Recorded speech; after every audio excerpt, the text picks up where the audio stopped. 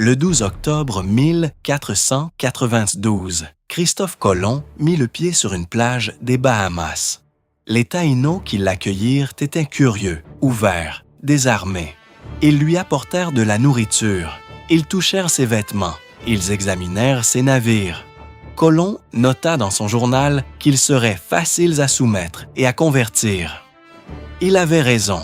En l'espace d'une génération, la population taïno des Caraïbes, estimée entre plusieurs centaines de milliers et plusieurs millions d'individus, avait pratiquement cessé d'exister. Non pas fusillée, non pas asservie jusqu'au dernier, simplement effacée par des maladies pour lesquelles elle ne possédait aucune défense biologique et aucun cadre pour comprendre ce qui lui arrivait. Ce moment sur la plage des Bahamas fut le début d'un processus que les paléoclimatologues, les démographes et les historiens ont mis des siècles à mesurer dans toute son ampleur. Un processus qui tua 55 millions de personnes en un siècle, qui efface la plus grande concentration de savoir agricole, architectural et linguistique que l'humanité ait jamais accumulé, et qui, selon des recherches publiées dans des revues scientifiques au cours des 2 dernières décennies, refroidit mesurablement le climat de la planète entière. La Grande Mort n'est pas seulement une catastrophe humaine, c'est un événement géologique. En 1491, le continent américain n'était pas une wilderness. Ce n'était pas un espace vide habité de façon sporadique par des chasseurs-cueilleurs dispersés dans une nature intacte. C'était l'un des espaces les plus densément peuplés, les plus agricolièrement productifs et les plus culturellement diversifiés de la planète. Tenochtitlan, capitale de l'Empire aztèque au centre du Mexique, était bâtie sur un lac artificiel avec une précision architecturale qui stupéfia les conquistadors espagnols, des hommes pourtant familiers de Séville, de Rome et de Constantinople. La ville était reliée au continent par 3 chaussées monumentales. Des aqueducs en pierre acheminaient de l'eau douce depuis les montagnes.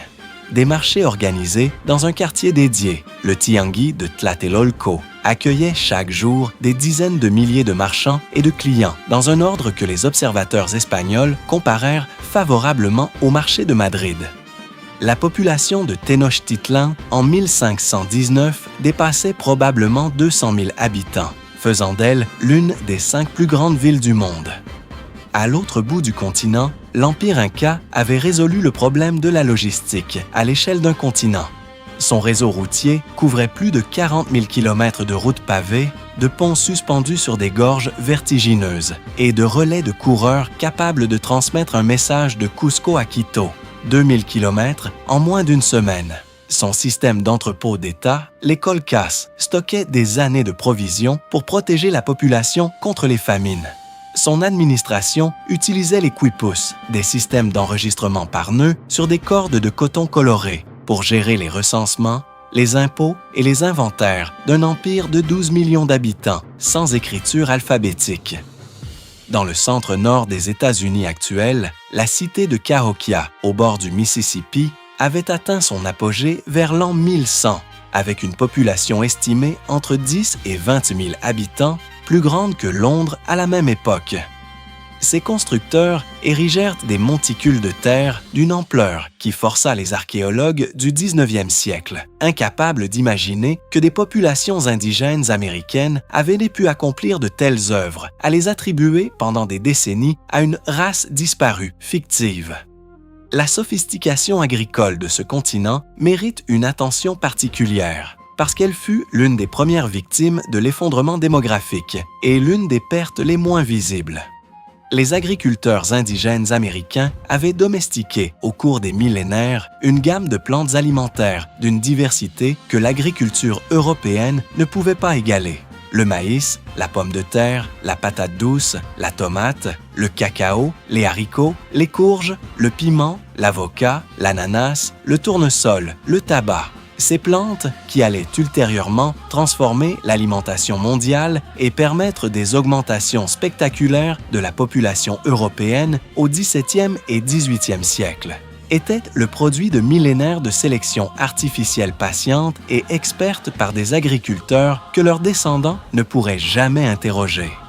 La pomme de terre seule mérite une note. les agriculteurs andins avaient sélectionné et cultivé plus de 3000 variétés distinctes de pommes de terre, adaptées à des altitudes, des températures et des humidités différentes, dont certaines résistantes au gel à des altitudes de 4000 mètres. Cette diversité variétale représentait une assurance biologique contre la famine par pathogène, exactement l'assurance que l'Europe n'aurait pas quand elle replanta sa propre culture de la pomme de terre en monoculture, conduisant au désastre irlandais du 19e siècle. Le savoir qui aurait pu prévenir cette catastrophe existait dans les Andes. Ses détenteurs étaient Odemor. Ce monde, ses villes, ses routes, ses systèmes agricoles, ses langues, ses mémoires accumulées sur 15 000 ans de présence humaine sur le continent, étaient sur le point de rencontrer quelque chose qu'aucune de ses institutions, aucune de ses armées, aucun de ses dieux ne pouvait affronter. La première conquête des Amériques ne fut pas militaire. Elle fut microbiologique, et elle précéda de plusieurs années l'arrivée de la plupart des conquistadors. Pour comprendre la mécanique de ce qui allait se produire, il faut comprendre une asymétrie biologique d'une profondeur vertigineuse. Les populations humaines d'Eurasie avaient vécu pendant 10 000 ans en contact quotidien et intime avec des animaux domestiques, bovins, porcs, chevaux, poulets, chèvres. Ces animaux étaient des réservoirs naturels de maladies infectieuses. La variole avait évolué depuis les virus des bovins. La grippe mutait dans les troupeaux de porcs et les volailles. La rougeole provenait des bovins et des chiens. Pendant des millénaires, ces maladies avaient tué des dizaines de millions d'Européens et d'Asiatiques, et dans ce processus brutal de sélection, avaient laissé des survivants porteurs de réponses immunitaires partielles. Pas une immunité complète, mais une résistance mesurable, transmissible partiellement à la génération suivante, accumulée sur des centaines de générations. Les Amériques ne possédaient pratiquement aucun animal domestique de grande taille, comparable aux bovins ou aux porcs européens. Les lamas et les alpagas andins, les chiens, c'est à peu près tout. Le continent américain était biologiquement propre, et cette propreté était une vulnérabilité absolue. Chaque individu, du nourrisson centenaire, était immunologiquement nu face aux agents pathogènes européens. Les maladies voyagèrent à travers les réseaux commerciaux indigènes avec une vitesse que les historiens ont mis du temps à reconstituer entièrement. Les maladies voyagèrent à travers les réseaux commerciaux indigènes avec une vitesse que les historiens ont mis du temps à reconstituer entièrement. Il faut comprendre que ces réseaux commerciaux précolombiens étaient vastes et actifs. Les marchands indigènes parcouraient des milliers de kilomètres. Des coquillages des côtes du golfe du Mexique se retrouvent dans des tombes du Minnesota. Du cuivre des Grands Lacs apparaît dans des sépultures de Floride. Le cacao circulait depuis les plaines côtières du Mexique jusqu'au marché de Tenochtitlan. Ces réseaux, construits sur des générations pour transporter des marchandises et des informations, transportèrent aussi, sans le savoir, des agents pathogènes d'une efficacité létale sans précédent. Les populations taïnos des Caraïbes s'effondrèrent dans les premières décennies après 1492 à une vitesse si stupéfiante que même les colons espagnols, qui bénéficiaient de cette disparition en termes d'accès aux terres et au travail, en furent épouvantés. En 1514, 22 ans après l'arrivée de Colomb, le recensement espagnol d'Hispaniola comptait 26 000 taïnos. En 1542, le frère dominicain Bartolomé de Las Casas estimait qu'il n'en restait pratiquement plus aucun. Toute une civilisation insulaire, avec ses langues, ses savoirs botaniques, ses structures sociales, s'était dissoute en 2 générations. Sur le continent, les épidémies se propageaient en avance sur les armées. Les marchands indigènes qui commerçaient entre le littoral et l'intérieur des terres transportaient avec eux, sans le savoir, des agents pathogènes qu'ils avaient contractés au contact des premiers colons européens des côtes. La variole atteignit le cœur du Mexique central, au plus tard en 1518, un an avant que Hernán Cortés ne débarque avec ses 500 hommes. En février 1519, Hernán Cortés quitta Cuba avec 508 soldats, 16 chevaux et 14 pièces d'artillerie légère. Son objectif officiel était d'explorer. Son objectif réel était la conquête, la version héroïque de ce qui suivit 500 Espagnols courageux renversant un empire de millions de sujets est l'une des distorsions les plus persistantes de l'histoire occidentale. La réalité systémique est à la fois plus complexe et plus dérangeante. Cortés débarqua sur un continent où la variole avait déjà précédé sa propre arrivée. Il trouva dans les populations côtières des alliés potentiels, des peuples soumis et resentis. L'hégémonie aztèque, notamment les Tlaxcaltèques, qui fournirent à l'expédition espagnole plusieurs milliers de guerriers et une connaissance intime de la géographie politique et militaire de la région. Sans les Tlaxcaltèques, Cortés n'aurait pas atteint Tenochtitlan. Sans les Tlaxcaltèques, il n'aurait certainement pas survécu à la Noche Triste. La Noche Triste, la nuit du 30 juin. 1520 fut la nuit où Tenochtitlan chassa les Espagnols.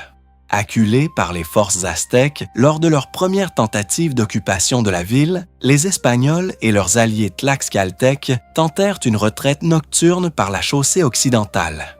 Pris en tenaille, ils perdirent plus de la moitié de leurs effectifs, la plupart de leurs canons et presque toutes leurs réserves d'or. Ce fut une défaite militaire complète. Si la Noche Triste avait été le dernier acte de la conquête, l'histoire de Cortés serait une note de bas de page. Elle ne fut pas le dernier acte, parce que la variole ne dormait pas. Au cours de l'été 1520, tandis que Cortés se reconstituait à Tlaxcala, une épidémie de variole ravageait Tenochtitlan. Les chroniques indigènes rédigées après la conquête la décrivent avec une précision clinique terrifiante. La moitié de la population urbaine touchée, les rues jonchées de corps, les soignants mourant aux côtés de leurs patients. Luey Tlatoani Cuitlahuac, qui avait pris le pouvoir après avoir expulsé Cortés, mourut de la variole en novembre 1520, 70 jours après son accession au trône. Son successeur Cuauhtémoc hérita d'une cité qui se mourait. Quand Cortés revint avec ses alliés tlaxcaltèques en mai 1521, il ne conquit pas Tenochtitlan. Il occupa ses ruines. La ville, qui avait abrité 200 000 habitants quelques années plus tôt, était une cité de malades, de mourants et de cadavres non enterrés. Sa capacité militaire, organisationnelle et logistique avait été désintégrée par une maladie que personne ne comprenait et contre laquelle personne ne savait se défendre. Les chroniques nahuatl, rédigées par des survivants, décrivent la variole avec des mots qui n'avaient pas d'équivalent dans aucune langue indigène, parce que rien de comparable n'avait jamais existé dans leur expérience collective. Ils la nommèrent Hueyzahuatl, la grande lèpre. Ils décrivirent des visages transformés en plaies, des corps impossibles à toucher sans provoquer une douleur insupportable, des mourants qui ne pouvaient ni s'allonger, ni s'asseoir, ni se tenir debout. Ils décrivirent l'impossibilité de soigner les malades, parce que les soignants tombaient à leur tour, et l'impossibilité d'enterrer les morts, parce que les fossoyeurs mouraient avant d'avoir terminé leur tâche. Des maisons entières furent simplement effondrées sur leurs occupants morts pour constituer des tombes de fortune. Ce qui frappa les survivants, autant que la maladie elle-même, fut son inexplicabilité totale dans leur cadre de référence spirituelle et médicale.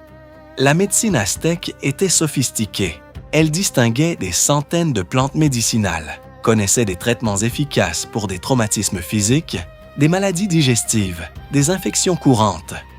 Elle était entièrement impuissante face à la variole.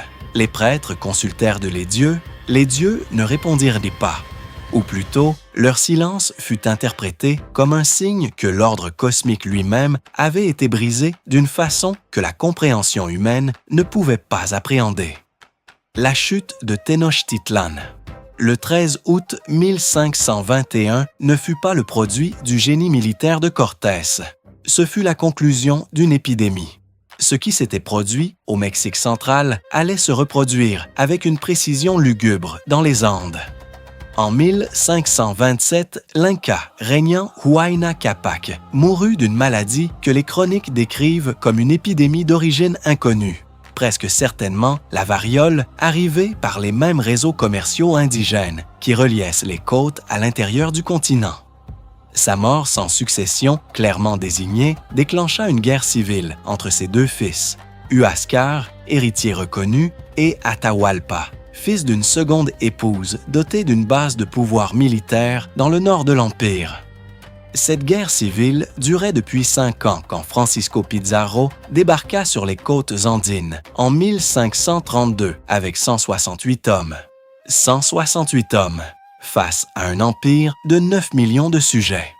La logique biologique était la même qu'au Mexique. La variole avait tué l'Inca et déclenché une guerre civile qui avait divisé l'empire, épuisé ses armées et semé une confusion politique et spirituelle que 5 ans de conflits fratricides avaient approfondie. Atahualpa, victorieux de la guerre civile, venait tout juste de faire exécuter son demi-frère Huáscar quand il rencontra Pizarro à Cajamarca en novembre 1532. Ce qui se passa à Cajamarca est entré dans les annales de l'histoire comme l'une des captures les plus improbables jamais réalisées.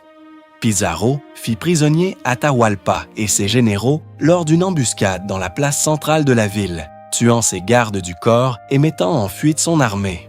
La suite fut une négociation brutale. Atahualpa promit de remplir une grande salle de métal précieux pour obtenir sa liberté.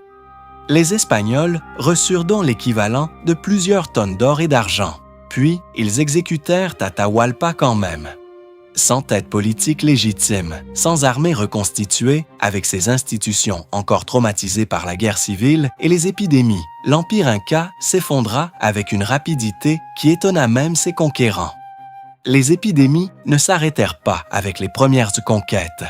Elles continuèrent de se propager vers le nord et vers l'intérieur du continent, atteignant des populations qui n'avaient encore jamais vu un Européen. La Nouvelle-Angleterre, lorsque les pèlerins débarquèrent du Mayflower en 1620, semblait à ces colons anglais une terre quasi vierge. Des forêts profondes, des plages désertes, des champs abandonnés, envahis par la végétation. Ils interprétèrent cette apparente vacuité comme un signe de la providence divine, qui aurait préparé une terre pour eux. Leur interprétation était théologiquement confortante et factuellement fausse. Les populations Wampanoag et Massachusetts qui habitaient la côte de la Nouvelle-Angleterre avaient donc subi entre 1616 et 1619 une épidémie dévastatrice, probablement de la leptospirose ou de la variole, vraisemblablement introduite par des pêcheurs ou des commerçants européens qui fréquentaient les côtes sans s'y installer. Les estimations historiques suggèrent que 90% de certaines populations côtières moururent en 3 ans. Les champs que les pèlerins trouvèrent vides avaient été cultivés quelques années plus tôt. Les villages que leurs chroniqueurs décrivirent comme abandonnés étaient des cimetières récents. La wilderness que ces colons pensaient coloniser était un charnier. La somme totale de ce processus, calculée avec les méthodes de la démographie historique moderne, converge vers un chiffre d'une brutalité difficile à absorber. 55 millions de personnes mortes entre 1492 et 1600. La population des Amériques, estimée entre 60 et 100 millions avant le contact, fut réduite à environ 5 ou 6 millions en un siècle. C'est la plus grande perte démographique de l'histoire humaine en proportion de la population touchée. C'est ici que l'histoire bascule dans une dimension que peu de récits de la conquête intègrent, parce qu'elle fut découverte non pas par des historiens, mais par des climatologues étudiant les carottes de glace de l'Antarctique et du Groenland. 55 millions de morts signifiaient 55 millions de personnes qui ne cultivaient plus leurs champs. L'agriculture indigène des Amériques couvrait une superficie estimée par les chercheurs de l'University College London entre 50 et 60 millions d'hectares, une surface comparable à celle de la France, de l'Espagne, du Portugal, de l'Italie et de l'Allemagne réunies. En l'espace de quelques décennies, ces terres agricoles abandonnées furent reconquises par la végétation. Des forêts secondaires poussèrent sur des terres qui avaient été cultivées pendant des générations. Des prairies se couvrirent osières d'arbres, des jungles reprirent possession de cités, d'esplanades et de champs. Cette reforestation massive absorba des quantités colossales de dioxyde de carbone atmosphérique. Les carottes de glace antarctiques montrent une chute mesurable et documentée des concentrations de ces Achaea. 2 atmosphériques entre approximativement 1570 et 1610, une période qui correspond précisément aux décennies où la reforestation post-épidémique des Amériques atteignit son amplitude maximale. Une étude publiée en 2019 dans la revue Quaternary Science Reviews, conduite par une équipe de l'UCL, quantifia cette absorption à environ 5 milliards de tonnes de carbone, suffisamment pour expliquer une partie significative du refroidissement climatique documenté dans les archives géologiques de cette période, connue sous le nom de petit âge glaciaire. La mort de 55 millions de personnes modifia la chimie de l'atmosphère terrestre de façon mesurable pendant plusieurs décennies. En 1492, Christophe Colomb nota dans son journal que les Taïnos seraient en effet faciles à soumettre. Il n'avait pas tort, mais il ne pouvait pas imaginer, personne ne pouvait imaginer, ce que la simple présence de ces marins, leur souffle, leurs vêtements, les rats dans ces cales déclencherait. Ce qui fut perdu entre 1492 et 1600 dépasse l'arithmétique des morts. Des centaines de langues disparurent, et avec elles, des façons de nommer le monde, de classer les plantes, de comprendre le ciel et le temps qui n'existaient nulle part ailleurs et n'existeront plus jamais. Des savoirs agricoles accumulés sur 15 000 ans d'expérimentation dans des environnements que les Européens ne connaissaient pas et ne comprendraient que lentement. Des systèmes d'ingénierie hydraulique, des architectures adaptées à des géographies extrêmes, des pharmacopées construites sur des millénaires d'observations botaniques. La plupart disparurent avec les populations qui les portaient dans leur mémoire. Et au bout de cette chaîne d'effacement, une planète dont le climat fut mesurablement altéré par l'absence de ceux qui la cultivaient. La Grande Mort n'est pas seulement l'histoire de ce qui fut détruit, c'est l'histoire de ce que la destruction elle-même produisit, dans les économies, dans les institutions, dans l'atmosphère. Les systèmes ne s'effondrent jamais silencieusement. Leurs effondrements résonnent dans tout ce qui leur était connecté, parfois pendant des siècles, parfois jusqu'aux glaces du bout du monde.